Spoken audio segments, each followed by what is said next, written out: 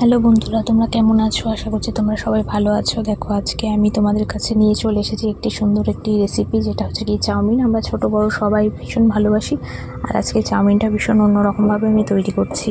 দেখো, একটা সাইডে আমি বসিয়ে দিয়েছি চাউমিনটা সেদ্ধ করতে, আর কড়াইতে আমি কিছুটা পরিমাণে তেল নিয়ে নিয়েছি। তেলটা আমি আজকে নিয়েছি কিন্তু অলিভ অয়েল দিয়ে চাউমিনটা করছি, যাতে দেখো কোনো রকম অ্যাসিডিটির প্রবলেম না হয়, সবাই যাতে খেতে পারে এবং শরীরে কোনো রকম সমস্যা না হয়।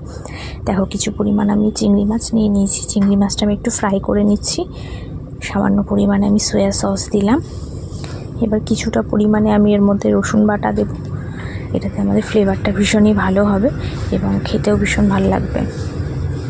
চাউমিনের মধ্যে আমি চিংড়ি মাছটা সামান্য পরিমাণে ইউজ করছি, এটা জাস্ট একটু গার্নিশিংয়ের জন্য ইউজ করব। তার জন্য তোমরা তোমাদের পছন্দ মতন কম বেশি করে নিতে পারো। যে চিংড়ি মাছ ভালোবাসো, চিংড়ি মাছ না দিলেও কোনো ব্যাপার না। তো বেশ কিছুটা আমি সবজি নিয়ে নিয়েছি, সবুজ সবজি, যেটা শরীরের পক্ষে ভীষণ ভালো। জানো, বাচ্চারা একদমই খেতে চায় না। এইভাবে রান্নাটা করবে, তাহলে দেখবে সবাই ভীষণ ভালোবাসবে। তো আমি গাজর, ক্যাপসিকাম, বিনস এবং পেঁয়াজ কুচি নিয়ে নিয়েছি। পেঁয়াজ কুচিটা দিয়ে ওই তেলের মধ্যেই দেখো আমি পেঁয়াজ কুচিটা দিয়ে একটু ভালো করে ভেজে নিচ্ছি। সামান্য একটুখানি ভেজে নিলে পরে আমি বাকি সবজিগুলো অ্যাড করব।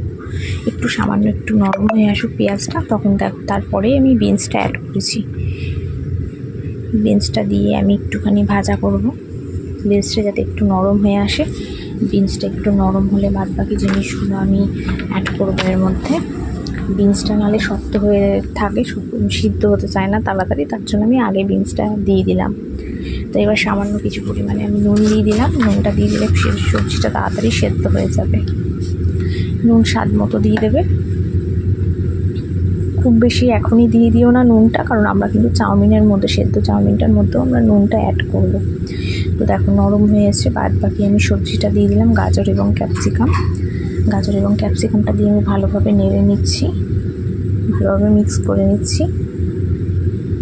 ক্যাপসিকাম এবং গাজরটাও যাতে সিদ্ধ হয়ে যায়, তার জন্য আমি কিছুক্ষণ একটু ভাজা করব।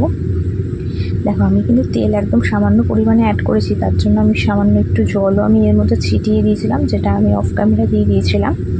সামান্য পরিমাণে জল, যাতে সবজিটা যাতে সফট হয়ে যায়। এবার আমি একটু ভিনিগার দিয়ে দিলাম, এই 1.5 ঢাকনা মতন দিয়ে দিলাম, ওই 1.5 চামচ বা 1.5 ঢাকনা, যাই হোক ততটা পরিমাণে আমি দিয়ে দিলাম ভিনিগারটা দিলে পরে সবজিটা আর একটু সফট হয়ে যাবে। তোমরা জানো, একটু গাজর বা বিনসটা একটুখানি শক্ত থাকে, তার জন্য ভিনিগারটা আমি ইউজ করছি এবং টেস্টটাও ভীষণ ভালো আসবে। এবার কিছুটা পরিমাণে আমি সয়া সস দিয়ে দিলাম। তোমরা বুঝে দিও এটা।